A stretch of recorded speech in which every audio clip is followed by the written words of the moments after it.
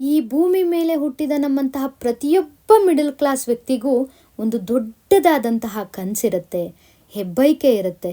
ಅದು ನಾವು ಕಷ್ಟಪಟ್ಟು ದುಡ್ದ ದುಡ್ಡಲ್ಲಿ ನಮ್ಮದೇ ಆದಂತಹ ಒಂದು ಗೂಡನ್ನು ನಿರ್ಮಿಸ್ಕೋಬೇಕು ಅಂತ.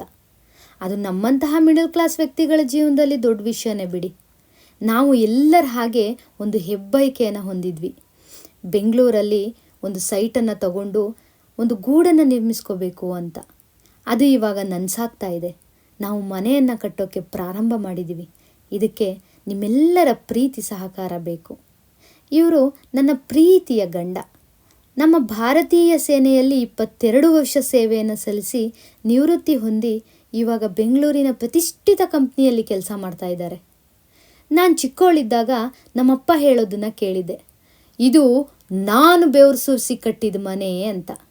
ಇದನ್ನು ಇವಾಗ ನನ್ನ ಗಂಡನಲ್ಲಿ ನೋಡ್ತಾ ಇದ್ದೀನಿ.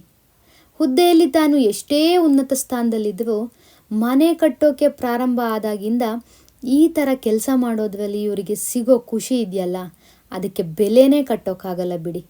ಒಬ್ಬ ವೀರ ಯೋಧನಾಗಿ, ರೈತನಾಗಿ, ತನ್ನ ಮನೆಯ ಕೂಲಿ ಆಳಾಗಿ ಕೆಲಸ ಮಾಡೋದಿದೆಯಲ್ಲ, ಅದು ಎಲ್ಲರಿಂದಲೂ ಸಾಧ್ಯ ಆಗೋದಿಲ್ಲ ಬಿಡಿ. ಇಂತಹವರನ್ನು ನೋಡೇ ಹೇಳಿರಬೇಕು, ಆಳಾಗಿ ದುಡಿ, ಅರಸನಾಗಿ ತಿನ್ನು ಅಂತ.